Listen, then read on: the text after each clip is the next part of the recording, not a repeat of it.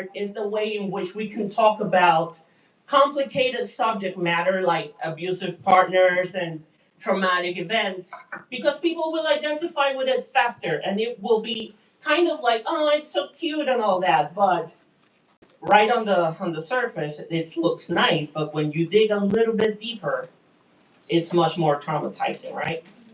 So yeah. Now we go about the how by Neko Tellez-Pilarcik. Hey everybody. So my job as co-director was to take the amazing world that Indi and Knox created and figure out how. How are we actually going to make things? You know, we've heard a lot this weekend about telling your story and sharing your story. And one of the problems that I always had was I am not necessarily a forefront story person. What led me into post-production was wanting to help other people tell their stories. And when Indi came to me with this one, I'm like, oh my God, I have to be in on this.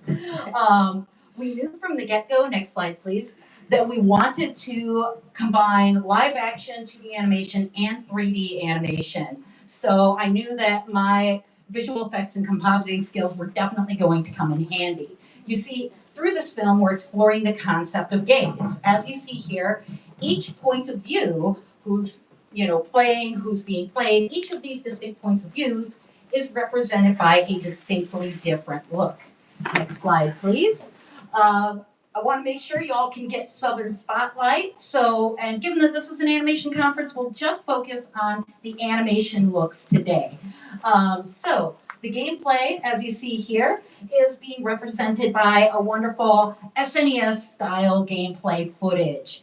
The challenge here was that, aside from Indi, we really didn't have many pixel artists on the film at all. I think maybe one or two. And we had a lot of animation that we had to get through.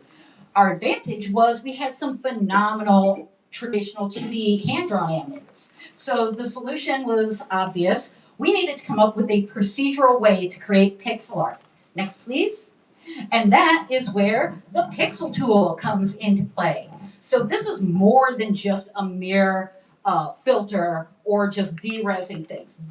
This custom plugin for After Effects that we developed takes the vector lines out of the Toon Boom Harmony file and converts them into artist-controllable, pixel-perfect pixel art, like you see right here. Next slide, please. So what that allowed us to do was to say, animators, focus on what you're great at. Make great performances. Next. Then for the shading, again, looking for a more efficient solution, we use a tool that I developed on my last film, The Pope's Dog. It's called Pantheon. It's a tool set for Nuke that basically procedurally cell shades 2D animation. Think Toon Shader, but for hand-drawn 2D. And then combining that Pantheon shading with the pixel filter and just all the good old-fashioned compositing, we get this nice, authentic look. Next, please. So, as we get into the climax of the film, Annie tries to break out of the relationship. She tries to reach out for help, and the game lashes out. Our challenge here, of course, is that it's a live-action pixel art integration. It was the most ambitious shot in the film, so we knew right in pre-production we wanted to do a proof of concept to see what can this work, what do we need to learn. And forgive me that this proof is a little rough around the edges. I basically did this in an all-nighter. Next, please. But here is what the final shot looks like. Is there any chance we could dim the house lights more? I'm so sorry. I know I said that it was good, but I forget how dim our film can be. But anyway, yeah. So as you can see, it is a big change, right? It's more dynamic camera. We chose to show less of the monster for a bigger reveal in the animated portion.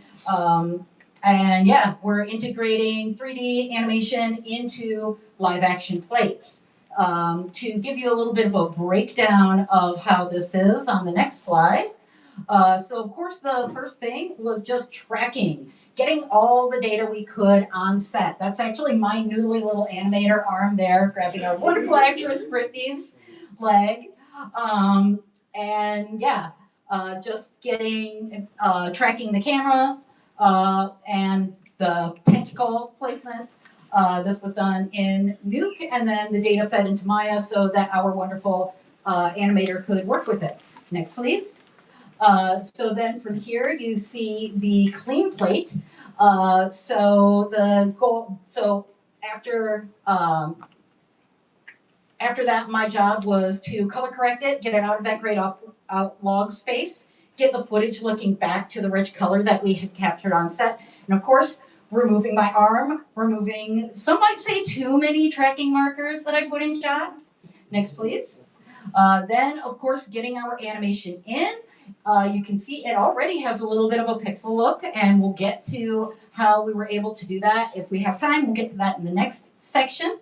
But then here we are with compositing, just masking the tentacles so it looks like it goes behind her leg, adding contact shadows, all that good work just to like integrate it into scene, and then adding the some procedurally generated plus some hand animated glitch effects as well as VHS aging to really just put it over the top. Next, please. So then we have the climax of the film is all animation. It is all part of the sequence within the corrupted game. Our challenge here, as you can see, we had complex camera work. It was going to be an action sequence, and Indi was kind enough during pre-production to like spend one crazy all-nighter to produce everything you see here as a proof of concept. So next, please. This is how the final shot came out in the film. As you can see, it is hand-drawn 2D animation on top of 3D backgrounds with custom pixelation passes and Pantheon shading over the top. Next, please. To dive a little bit deeper, you can see that we would first create the 3D plates with just a simple mannequin character, not really anything animated, but just a placeholder. So that way the 2D animation team, led by Indi, who also I think did most of the heavy camera work shots. All of them. Okay, all of them, because she's crazy like that. But yeah, Indi actually matched the perspective of the character that she was drawing to the 3D plate. I have no clue how she did it. It's crazy, but it's really cool. Next, please. So, other direction, please. Sorry. No worries.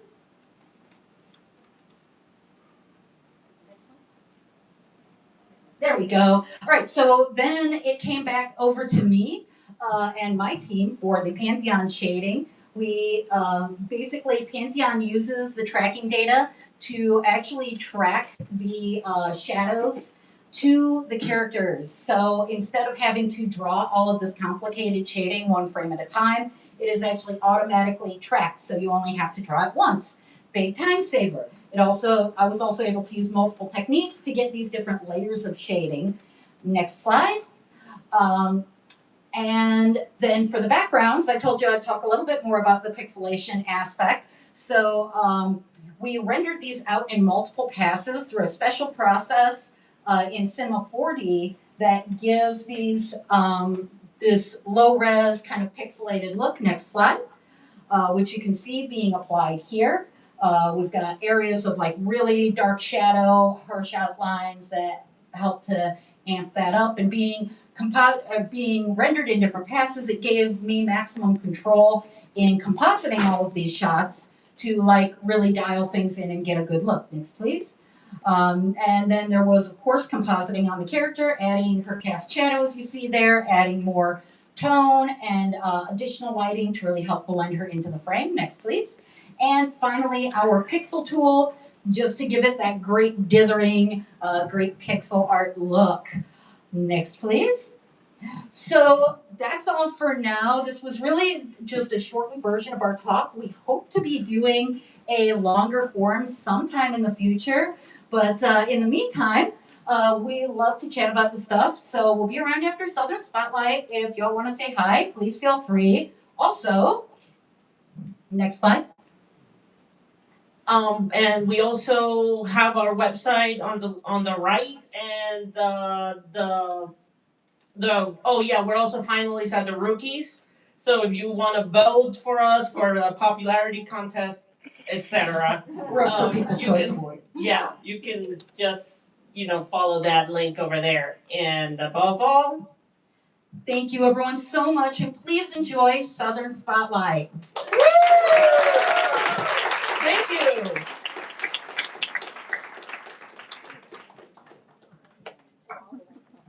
Real time. Good job. Sorry. No, what? No, great job.